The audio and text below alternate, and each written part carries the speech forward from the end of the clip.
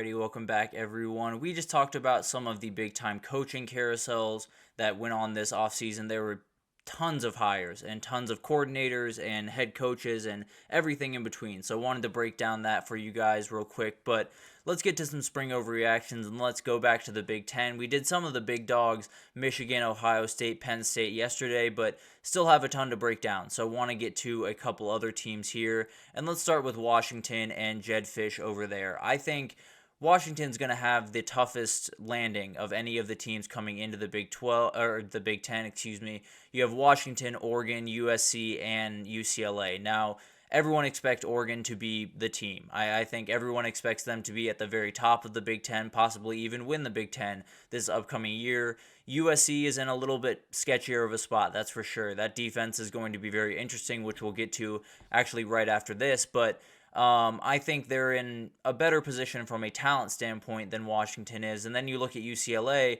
and it's just the roster turnover has just been insane at Washington. And it's going to be a real uphill battle to replace everything that has to be replaced, whether you talk about offensive line where everyone left, defense where a whole lot of people left, including Jabbar Muhammad, who found his way to Oregon. So you've lost essentially every big-time player you had from a year ago. Now, you brought in some great players. Jonah Coleman's going to be a big-time player. Will Rogers likely going to be their starter at quarterback. So there's ability on this team. I'm not saying they're going to, totally fall off a cliff, but it's going to be sketchy. And I think it's going to be sketchy more because of the physicality standpoint. I think Big Ten teams are just going to be able to push them around a little bit more than they were able to, obviously, a year ago. But the way they definitely don't want to be able to if you're Washington. I think it's going to be a little bit sketchy, but I do think in the future it's going to be very kind to the Huskies. I think 2025 and beyond will be more than fine. I just think 2024 is going to be a little bit of a fight. But, given what you had a year ago, I think Washington fans would trade that, to be totally honest with you. So, but let's move on to USC, and let's talk about this defense. I think this defense is going to be top 80 in the country, and that doesn't sound very high. I get that. But when you look at them being 116th in total defense a year ago, that's a huge jump. I think they will make a monumental leap, and I don't think it'll make them, a dominant defense by any means. I don't think they'll be a team that you're scared to play defensively, but I do think they'll be opportunistic. I do think that they'll make plays. I do think Bear Alexander will have a better year than he did a year ago. And I just think there's more anger on this team. It sounds like a weird way to describe football in general or defense, but Lincoln Riley's teams in the past, when you look at them playing pretty much going back to Oklahoma into his USC years, I think you look at the teams, and it's not that they don't have talent. It's not that they're not capable. It's not that, they don't have bodies on the defensive side of the ball even. They don't play with any aggression, it feels like. At least in the past. It felt like they just didn't play with a lot of aggression, didn't play with a lot of passion, didn't play with a lot of anger. And it feels like every single video and every single clip I've seen from the USC spring game and the spring practices and everything like that has been energy, has been anger, has been aggression, has been all of the things that were not there for Lincoln Riley. And I think DeAnton Lynn plays a huge part in that because that dude is hard-nosed, that's for sure. So very, very excited about this group. But at the end of the day, I do think they'll be top 80 in the country. And I do think people will call it a failure, which is insane in its own right. I do think people will say, he still can't coach defense. People kept hyping up Lincoln Riley and saying, he's going to flip this thing around and he's not able to do it. This is being able to do it. If they get into the top 80 in the country, this is a remarkable success for this USC team. It's not going to be a great defense. It's not even probably going to be a good defense, to be totally honest with you. But as long as it makes strides, I think we know that they're moving in the right direction, and I fully expect them to be totally honest with you. And then let's go to Wisconsin and talk about Tyler Van Dyke. This is a guy that burst onto his scene during his sophomore year at Miami, and ever since then, it's been really tough, whether it was injuries or just inconsistent play and just not playing up to his potential. It's been a really, really tough go of it. 2023 was not his best year by any means. So his goal for this upcoming year is obviously to get back to that sophomore season form. And I think he'll be able to do that for a couple of different reasons. One, this Wisconsin team is going to be able to run the ball.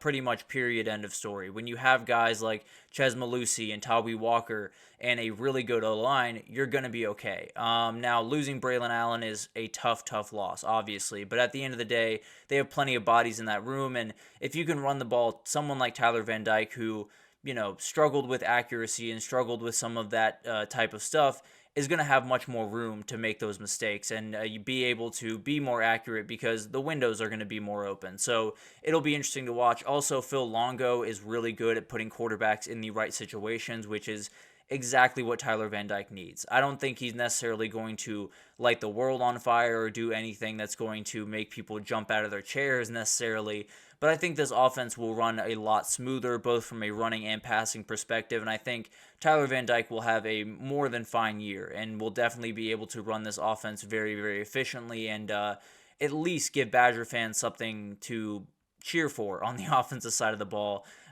going forward. But let's get into another quarterback over at Michigan State and Aiden Childs. And I am over the moon on this kid, and I think a lot of people are because the athletic ability is off the charts. And Michigan State is not going to be a great team. I think that's not breaking news to anyone necessarily. They got absolutely gutted by this spring portal. If anyone got hurt the most, I think it was Michigan State. But they still have some talent in that building. I think they're slowly going to get better. I think 2024 is going to be a rather rough landing, but I think Aiden Childs will make it worth watching on Saturdays for sure because this guy's going to make plays that is going to make your jaw drop. He's going to make you jump out of your seat. He's going to make you lose your mind on some of these plays because him running the ball is one of the most incredible things in the entire country, especially when you talk about the quarterback position. And then he's going to develop more and more as a passer, and that's going to take time, obviously, more game reps and things of that nature, but it might not be the most consistent football in the world. There might be some missed passes. There might be some picks. There's going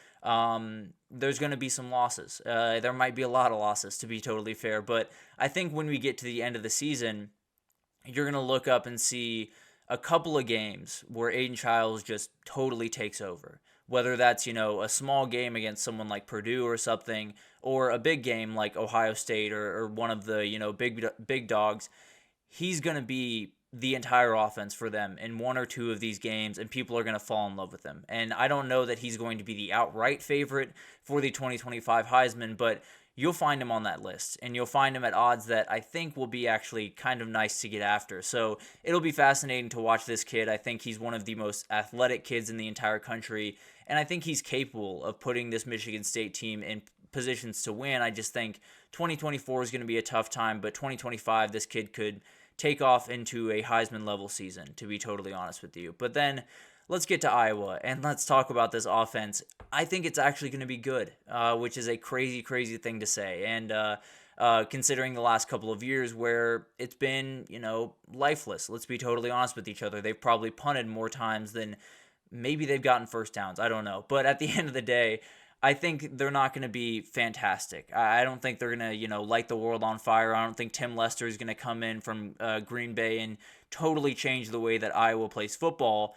But I do think they're going to move the ball. I do think they're going to punt less. I do think, Torrey Taylor, now moving on to the NFL, but I do think their punter is going to be able to rest a little bit and not have to, ice his leg every Monday. So I think there's going to be ability there, and I think they're going to be able to move the ball. Tim Lester coming in is huge, and the good news for him is the bar is on the floor.